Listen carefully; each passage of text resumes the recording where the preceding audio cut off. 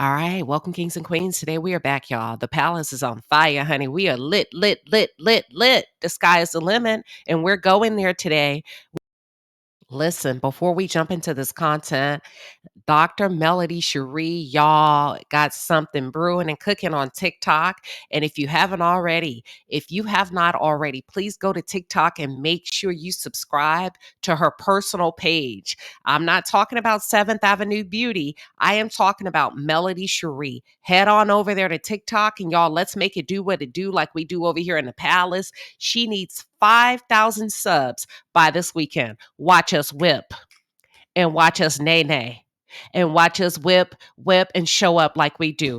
I need you to pause the video, go to TikTok and run those numbers up because that's what we do.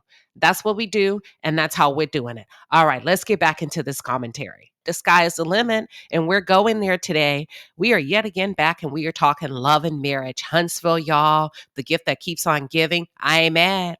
I ain't mad at you, baby. Like Tupac said, but we going to talk about it. You put it out there, we going to snatch it up. We going to talk about it. We going to take it from good to great. Listen, today we're going to break down just a little bit. The interview that Dr. Heavenly and Carlos King did with Marquez, y'all, Burnett. That's Trisha's husband. Y'all.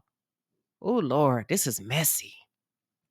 I ain't never seen anything like this before in my life where a woman gets on reality television with the whole husband, a whole boyfriend, and a whole entanglement. But we going to talk about it. We are going to talk about it. But before we do, let me tell you something. This interview has exposed a lot. Now, I had a funny feeling and a sneaky suspicion that Carlos King wasn't too keen on the leading lady, wasn't too keen with the leading lady, the star of his show, Melody Cherie. But honey, the proof is in the pudding. It is all over his face, y'all. When did he completely turn to the point that he could not, as an executive producer, a professional, right, in media, in television, cover up his facial reactions? We talk about that a lot, where you've gotten to the point when you've gotten to the point where you don't even give a damn no more. When you don't like somebody, that it shows on your face, and it definitely showed. We gonna talk about it. For those of you who are just tuned in, or if you're new to the channel, welcome to the palace. I am Queen Sheba. I cover a variety of hot topics specific to reality television, but most importantly, I hone in on the psychological and the behavioral traits of the Black experience. Before we jump in, y'all, and we jumping right in, check out this clip of Carlos's reaction to Marquez honoring, shouting out Melody Cherie. And then I want you to share your thoughts. Let's do it. Subscribe now. To express yourself, and that's the reason why you are still filming on the show. Thank you. I was with Melody last night. Shout out to Melody Cherie. Ooh, ooh. Oh, sorry. Last night, shout out to Melody Cherie. Ooh, ooh. Oh, sorry. At the end of the day, and I want the world to know this, you could say no. You could say, no, I'm good. I don't want to do it. You said yes, and we are still filming, and you're continuing to say yes. So I wanted you to hear from me that I appreciate you for doing the show and for telling the story of what happens with couples and families that isn't always peachy. So thank you for doing that. I know it's not easy. So Dr. Heavenly and I are going to ask you a few questions. Well, I want to say something. I almost did not do the show. I want to clarify because I'm here to be transparent and open. All right. I want to call your attention to a shift. It was this moment after Carlos kind of set the agenda, gave background information, and also reminded the audience, you don't have to be here, but yet you are still filming. We were kind enough to give you an opportunity. Welcome to the show. Marquez then jumps in and he says, hold up, man, wait. I want to say something. Y'all, smart move. It's chess, not checkers. And I feel like he's been around enough savvy and sophisticated people that he knows how to command and take control of the room. And in this interview, what happened is the power dynamic shifted in that moment, and Marquez took the lead. Let's tune back in. And I'm very much, I feel like I know I've been portrayed in 5 minutes to basically, it seems that everyone has opinion on my whole entire life. So, with that being said, when this opportunity to be on Love and Marriage was presented to me, it was presented to me in a whole different way, and it wasn't Love and Marriage. So for 2 months, I was not told that they were filming. I got an email asking for my daughter to have a release form to film, and she told me that it was a pilot for a dance show, which my daughter's a dancer into fashion. So, I decided. Oh, Trisha told me, she sent me the email saying, "Hey, can you do? I have been doing this, interview, and I'm gonna be honest. We're gonna be transparent. Can we introduce exhibit number 1? Marquez comes out the gate swinging. Let me back up to when Carlos says, you didn't have to say no, but yet here you are. At this point, my question to you is, did he have a choice? Once you start filming a show with a new couple who comes on and they utilize the ex-husband's absence to validate their infidelity, and then they peg him as a, what do y'all call it, a deadbeat dad, horrible husband, abandoned his family, leaves his poor wife as a damsel in distress. Does he really have a choice but to not come on and clear up his fucking name? That's my question. So don't do me any favors, Caroline, aka Carlos King. The man had no choice, and he's going to go into detail. So, exhibit number 1, he's establishing that number 1, my introduction or my invitation to the show was under false pretenses. And that stemmed from my dishonest, lying ass ex-wife, Trish. Number 1. Now, my question to y'all is, do you think Trish came up with this lie on her own? Or do you think production had a hand in helping her to craft and carve out this lie? To tell the man, this is a release for a dance recital on a show. What are your thoughts? The only reason why I did this show, because I was willing to do a cease and desist. I was willing to copyright names. Like I'm a pretty smart guy, and I also have background in entertainment. And I really am a behind the scenes type of person. I'm not a person who wants to put themselves out there. I understand what comes with this. I understand when you put yourself in a position where people can pick and they can choose things out of your life that it can affect you, and it can affect multiple people around you, including my mother, my grandmother, all these other things. But I knew, and this is no call out to anybody in any production or anything, but the reason why I chose to do the show, because my son, after Trish told me that finally it was Love and Marriage, when I read the paper, like when I read that it was a release, then she said, "Hey, can you come in and talk about our divorce?" And I said, "How long y'all been filming?" She said, "For like, a few months." And I'm like, "Well, obviously y'all already have a portrayal, so I need to know what's really going on." So I went and met with Marcus, and me and Marcus, is the producer of the show, have very similar stories. So, and Marcus is the real reason why I decided to take a chance on it, because I told him, "Hey, I don't play on, this is my real life. It's reality TV, but in the end, it really is my reality." Now, Marquez, you say you're a smart guy,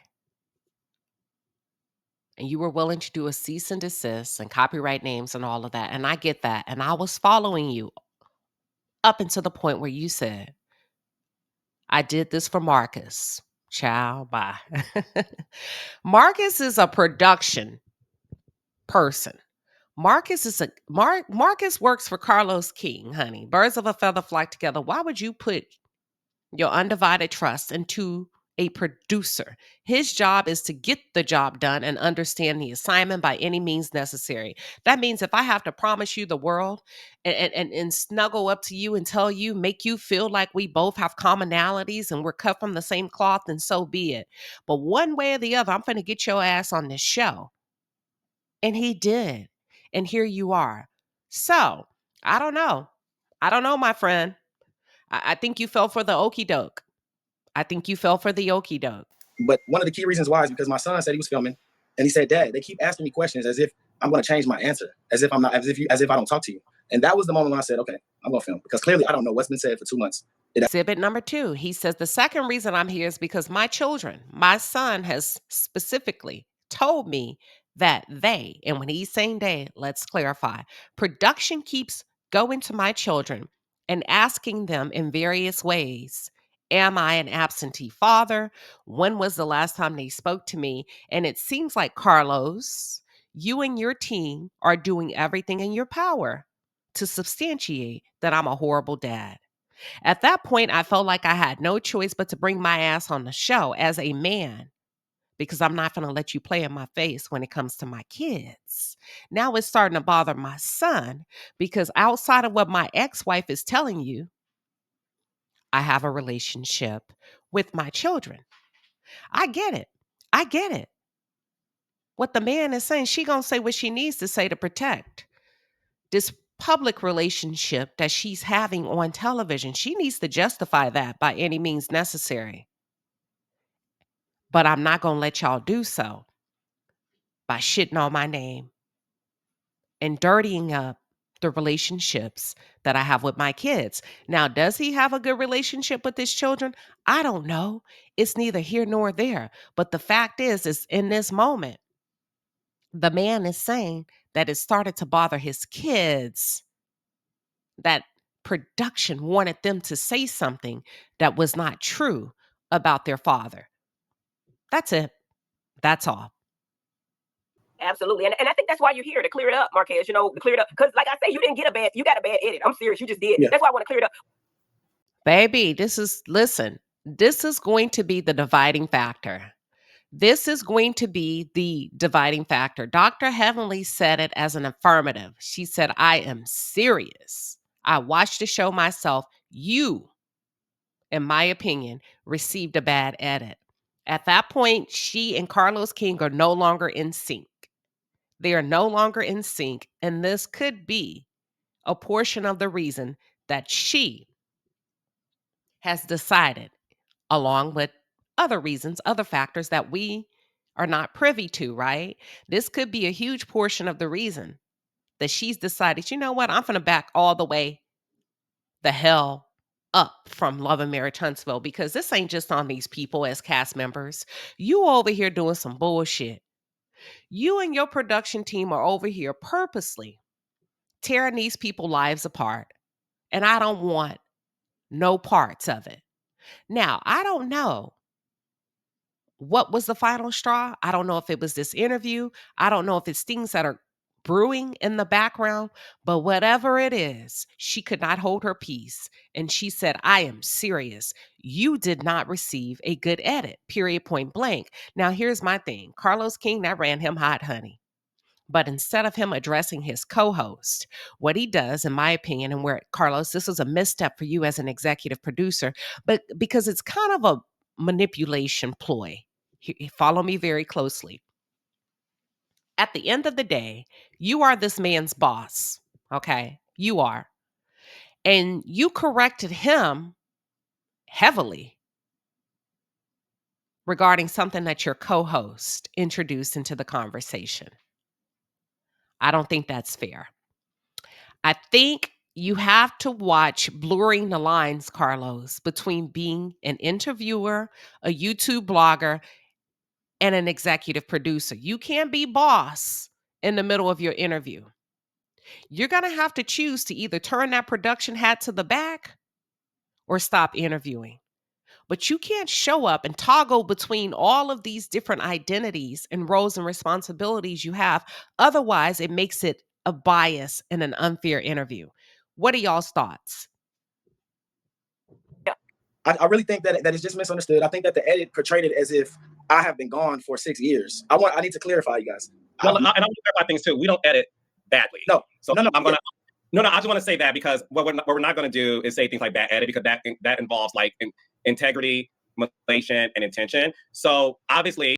Okay, and integrity, a lack thereof, manipulation, and intention. Was it not your intent to drive home a storyline on the behalf of his wife to get your show ratings that he was a deadbeat father?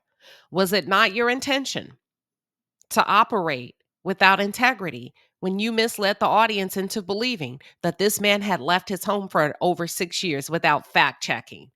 Was it not a lack of integrity displayed when you brought this man and gave him an offer and extended an offer for him to come on the show 4 months after you started filming and you've already run his name in the ground? That's not his problem. That is bad editing. That is bad editing. So when you say what we're not going to do, an interview should be an open spot to tell the fucking truth. Winter said it from Love and Marriage DC. Other people have said it.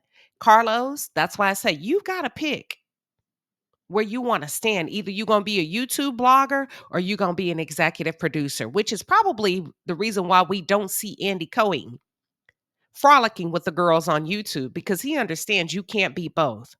Now, what are y'all's thoughts? Trisha has been known to give bits and pieces of a story, right? Right. We follow bits and pieces, right? So there's not anything production is doing, because this isn't artificial intelligence. We don't put words in people's mouths and all those things. So, and what I would like for you to talk about more so, though, is the fact that we invited you here so that you're able to, of course, address things that you've been seeing. Obviously, you may not put words in their mouth, but let me ask you a question. Do you or do you not set the stage for particular conversations to be had? Do you not make strong recommendations about questions, topics, events that should be brought up? That's a little artificial, in my opinion. that when I cast Trisha, for example, I had no idea that Martell Right. in this situation. When I cast Trisha, I had no idea that, she was married to a whole nother man.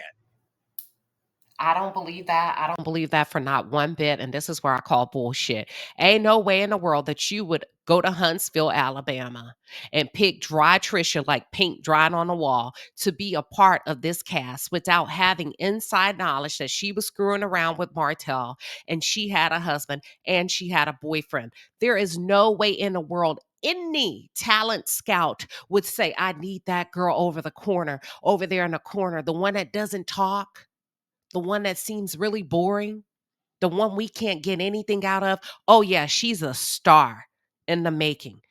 What? Her name is Trish? I need to have her on the show. I call bullshit. I call bullshit. I call bullshit. You knew something, because Trisha is not television. She doesn't make good TV. She's a liar. She's not forthcoming. And this is not to attack her. Let me be very clear on that. Trisha is like a bowl of oatmeal with nothing in it that's been sitting in a microwave for a few days. Bland, blah, You knew. I'm going to say I believe you knew, because there's no way you would just bring that lady on the show. She doesn't have that pizzazz. I don't know. Do y'all believe Carlos when he said he did not know? Huh? So let's talk about the fact that your wife and Ken, okay, they both have said that you aren't in the kids' lives the way you should be. So that's what they said on this platform of what Heavenly and I have, in addition to the show. So again, these are things they said on the show. These are things that they also said on this platform. Ken said last week that there was a trip to Florida, that you went to Florida to see your daughter's game, and you actually missed your daughter's game. So what happened there? As an example of something that was said recently that I would like to work it up to that. You know, went all the way there. Yes, that's yeah. But right. I want to start there as an example of there's things that have been said on the show in addition to this, and that was just the most recent example. I'm going to go back to. I'm going to stop here. I don't feel like there's a need to go through the entire interview, but what I did want to show is a bit of harshness, because I think Carlos King became very irritated with Heavenly, but he took it out on Marquez. Okay. And Carlos, you became very defensive, because in that moment, here's the second disconnect between Carlos and his co-host, when she said, damn, I wasn't going to start there. What she's trying to tell you is, from an interviewer perspective, there's a strategy and a method where you just don't jump right in and ambush them like that.